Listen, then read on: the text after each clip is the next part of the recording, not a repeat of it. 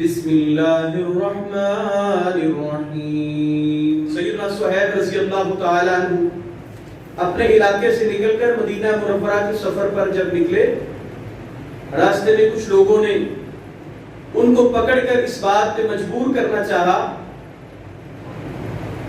کہ تم مدینہ منورہ نہیں جاؤ گے، اور نبی صلی اللہ علیہ وسلم کی طرف جو ہجرت کر رہے تھے، گھر بار کو چھوڑ کر آ رہے تھے، تو تم اس مقصد کے لیے نہیں جاؤ۔ سیدنا صہیب رومی رضی اللہ تعالیٰ عنہ ان لوگوں سے اس بات کی ڈیل کی، اس بات پہ ان لوگوں کو آمادہ کر لیا کہ میں اپنا گھر بار، اپنی مال دولت سب تمہیں دے دیتا ہوں، تم یہ ساری چیزیں قبول کر لو، لیکن مجھے مدینہ جانے سے نہ ہو۔ ان مؤمنین کی صفات کے بیان میں یہ بات ارشاد فرمائی، ایسے کچھ لوگ ہیں کہ جن لوگوں سے اللہ نے ان کی جانوں کو خرید لیا ہے، اور ان لوگوں نے اللہ کو اپنا مال، اپنی جان، اپنا سب کچھ اللہ کی رضا اور اس کی رحمت کو ڈھونڈنے اور پانے کے لیے انہوں نے ہر چیز کی تجارت اللہ سے کر لی ہے، اپنی ہر چیز اللہ کے راستے میں قربان کر دی۔ اور اللہ کہتے ہیں واللہ رؤوف بالعباد، اللہ اپنے بندوں سے بڑی نرمی کرنے والا ہے۔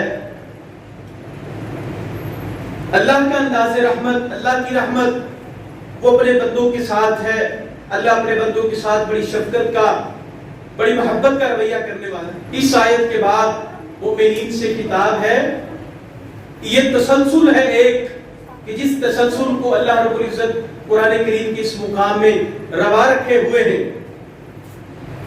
مومنین وہ ہیں کہ جو اپنا مال، اپنی جان، اپنا گھر بار سب کچھ چھوڑ چھاڑ کے اللہ کے لیے آئے تھے، اور انہوں نے یہ تجارت اللہ سے کی ہے کہ ہم یہ سب چیزیں آپ کی ذات اور آپ کی رضا کے لیے چھوڑ کے آ رہے ہیں، اور ہمیں بس تیری رضا مطلوب ہے، تو ہمیں اپنی رضا عطا کر۔ ہم سب یہ دعا کرتے ہیں کہ اللہ رب العزت ہم سب سے راضی ہو جائے۔ اللہ کہتے ہیں یا ایھا الذین آمنو، اے وہ لوگوں جو ایمان کا دعویٰ کرنے والے ہو، اسلام کے اندر پورے کے پورے داخل ہو جاؤ۔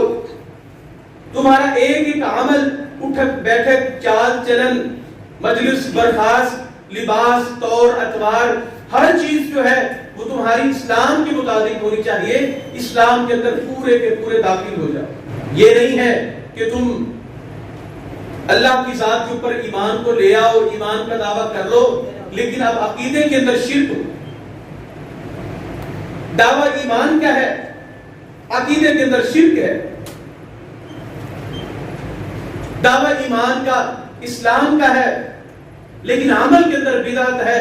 عمل کے اندر وہ طور اتوار ہیں کہ جو گزشتہ امتوں کے تھے۔ نبی صلی اللہ علیہ وسلم کو اللہ تبارک و تعالی اس مقام کے بعد اللہ رب العزت نبی اکرم صلی اللہ علیہ وسلم کو حکم دیتے ہیں، سل بنی اسرائیل کم آتیناہم من آیت بینہ۔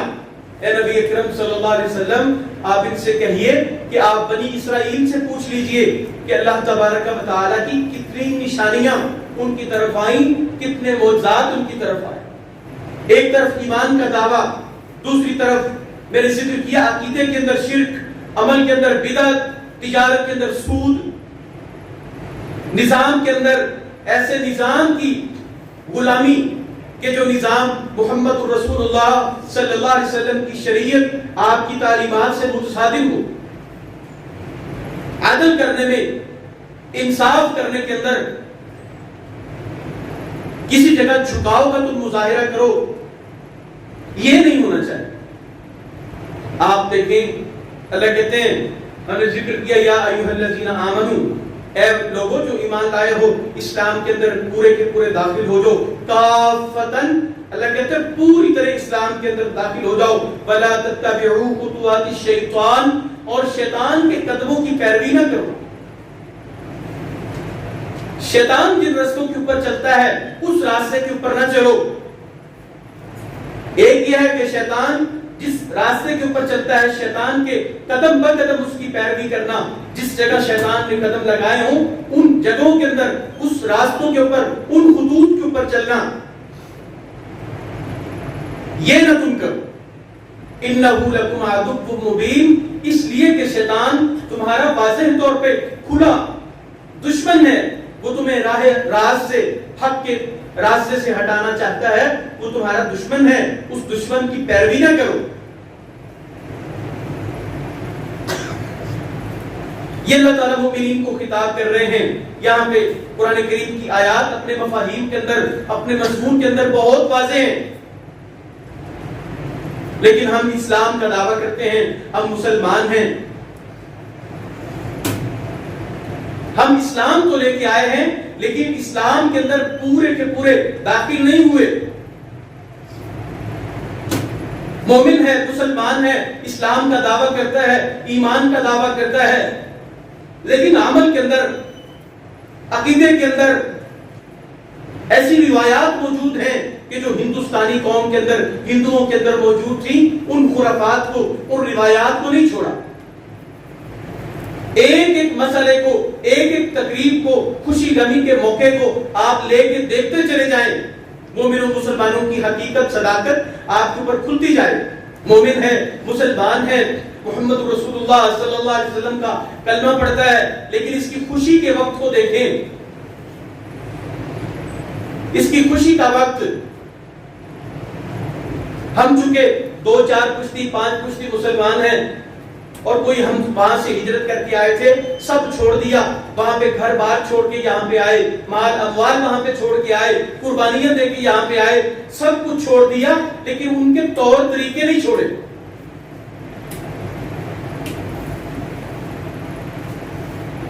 شادی بیاہ کی رسومات کو دیکھیں، ایک ایک رسم کو دیکھتے چلیں، اس کے اندر ہندوانہ رنگ آپ کو نظر آئے گا. طور اتوار سارے کے سارے ماں سوائے ایک نکاح کو سائڈ پہ کر دیں. نکاح کے علاوہ آپ دیکھ لیں، ایک ایک رسم جو ہے وہ آپ کو نظر آئے گی کہ مومنوں مسلمانوں کی ایک ایک رسم وہ ہندوانہ رسم ہے، اور کوئی شخص اس کو چھوڑنے کے لیے تیار نہیں ہے. اور انہی رسومات کو ہم نے جاری رکھا ہے، اور جاری رکھتے ہوئے پھر نکاح کو، جو اسلام کا پاکیزگی کا عمل تھا، پاکیزگی کا درس تھا، اس کو مشکل سے مشکل ترین بنا دیا. لیکن رسومات کو چھوڑنے کو ہم تیار نہیں. توہمات وہی پرانے، عقیدے کے اندر وہی پرانا شرک. اسلام لائے ہیں، لیکن اسلام پورے کا پورا اسلام جو حق تھا اسلام کے اندر داخل ہونے کا، وہ حق ہم نے ادا نہیں کیا ہے. یہ مسجد کے اندر آتا ہے مومن مسلمان، مسجد کے اندر اهدنا الصراط المستقیم، ایاک نعبد و ایاک نستعین، اهدنا الصراط المستقیم دعا کرتا ہے. اول تو وہ بھی نہیں کرتا، وہ کہتا ہے جی امام کے پیچھے تو اس کی ضرورت ہی کوئی نہیں ہے، امام پڑھ جو رہا ہے، امام ہدایت کی دعا کر رہا ہے، امام اللہ سے مدد طلب کر رہا ہے، ہمیں تو ضرورت نہیں ہے دعا کرنے کی یا اللہ سے مدد طلب کرنے کی. مسجد کے اندر ایاک نعبد و ایاک نستعین، باہر نکلتا ہے، دکان کھولتا ہے، بھر دو جھولی میری یا محمد، یہ وہی ہے. نماز پڑھتے ہوئے اللہ سے مدد کو طلب کر رہا ہے، باہر نکل کے کہتا ہے جھولے لال دے خوشیاں کمتا. عقیدے کے اندر دوہرا معیار، ایمان کے اندر دوہرا معیار، عمل کے اندر دوہرا معیار. نام دیکھیں، ناموں کے اندر شرک، عمل کے اندر بدعت. یہ مومن مسلمان عمل کے اندر بدعت نبی صلی اللہ علیہ وسلم کی سنتا ہے، آپ کی بھی سنتا ہے، باپ دادے کی بھی سنتا ہے. اللہ نے ہم سے حساب نبی صلی اللہ علیہ وسلم کی اتباع اور اطاعت کا لینا ہے. باپ دادے کی اتباع اور اطاعت کا سب جو ہے وہ ہم سے حساب نہیں ہوگا. معاشرت کو اٹھا کے دیکھیں، میں نے معاشرت کے چیدہ ایسی چیزوں کا ذکر کیا. پھر مرد کے معاملات کو دیکھ لیں تو پھر ایک لمبی فہرست ہے. جنازہ پڑھا، جنازے کے اندر اتنی بدعات، اتنی خرافات. جنازہ پڑھنے سے قبل قرآن پڑھتے ہیں مردوں کے اوپر، مردے کی بخشش کے لیے قرآن پڑھتے ہیں، جان نکلوانے کے لیے. قرآن اس لیے بھی نازل ہوا تھا، قرآن ثواب کے لیے نازل نہیں ہوا. شیخ الاسلام ابن تیمیہ رحمۃ اللہ علیہ فرماتے ہیں قرآن بنیادی طور پر ثواب کے لیے نازل نہیں ہوا، قرآن ہدایت کے لیے نازل ہوا ہے۔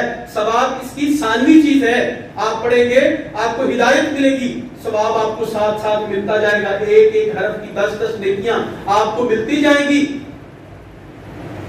لیکن ہم نے تو صرف اس کو ثواب کے لیے رکھا ہے، اس کا 1 صفحہ 2 صفحے پڑھیں اور پڑھ کے پھر جو ہے ہم اس سے ثواب لے لیں، اور ثواب کے علاوہ ہمیں اسے کوئی چیز نہیں چاہیے۔ قرآن ہمیں چاہیے جب ہم عدالت کے اندر، بڑے پنچایت کے اندر جھوٹے پڑھ رہے ہوں، قرآن کو اٹھا کے سر کے اوپر رکھیں اور اس کی قسم دیں، دلہن کے سر کے اوپر سے گزارنا ہو، قرآن کی پھر ضرورت پڑتی ہے۔ 80 سالہ بزرگ کی جان نہیں نکل رہی، اس وقت سورہ یاسین پڑھنے کی ہمیں ضرورت ہوتی ہے۔ قرآن ہمیں اس لیے چاہیے، قرآن ہمیں نظام نہیں چاہیے، قرآن ہمیں عدالتوں کے اندر انصاف کے لیے نہیں چاہیے۔ ہم مسلمان ہوئے ہیں لیکن پورے مسلمان نہیں ہوئے۔ نبی صلی اللہ علیہ وسلم فرماتے ہیں ان کے اندر جب عدالتیں رشوت کی بنیاد پہ، عدالتیں خیانت کی بنیاد پہ فیصلہ کریں گی، وَلَا حَكَمُوا بِغَيْرِ مَا أَنزَلَ اللَّهُ إِلَّا فَشَا فِيهِمُ الْفَقْرَ، ان کے اندر فقر، غربت عام ہو جائے گی۔ ہمارے پاکستان کی کھیتیاں، ہمارے پاکستان کے علاقے اناج اگل رہے ہیں، اناج، لیکن پھر بھی فقر۔ یہ قرآن کریم کا مومنوں سے خطاب ہے، اے مومنوں تم پورے کے پورے اسلام میں، ایمان میں داخل ہو۔ جب تم کلمہ پڑھ لو، محمد رسول اللہ صلی اللہ علیہ وسلم کی شریعت کے اوپر ایمان کا دعویٰ کر لو، پھر اس دعوے کو اپنی دلیل کے ساتھ، اپنے عمل کے ساتھ ثابت کرو۔ عمل وہ جو محمد رسول اللہ صلی اللہ علیہ وسلم نے کیا، آپ کے صحابہ نے ہمیں سکھایا، عقیدہ وہ جو آپ کا تھا، معیشت وہ جو قرآن نے سکھائی، تجارت وہ جو نبی صلی اللہ علیہ وسلم نے ہمیں سکھائی،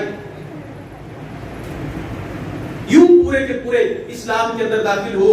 اللہ کہتے ہیں فَإِن زَلَلْتُم مِّن بَعْدِ مَا جَاءَتْكُمُ الْبَيِّنَاتُ فَاعْلَمُوا أَنَّ اللَّهَ عَزِيزٌ حَكِيمٌ۔ اس قرآن کے آنے کے بعد، حق کے واضح ہو جانے کے بعد، اگر کوئی پھر اس راستے سے پھسلتا ہے، اس راستے کو چھوڑتا ہے، فَاعْلَمُوا، تو تم اس بات کو جان لو، أَنَّ اللَّهَ عَزِيزٌ حَكِيمٌ، اللہ غالب حکمت ہے، وہ تمہیں کسی مصیبت میں اگر ڈالنا چاہے تو تمہیں کوئی بچا نہیں سکتا۔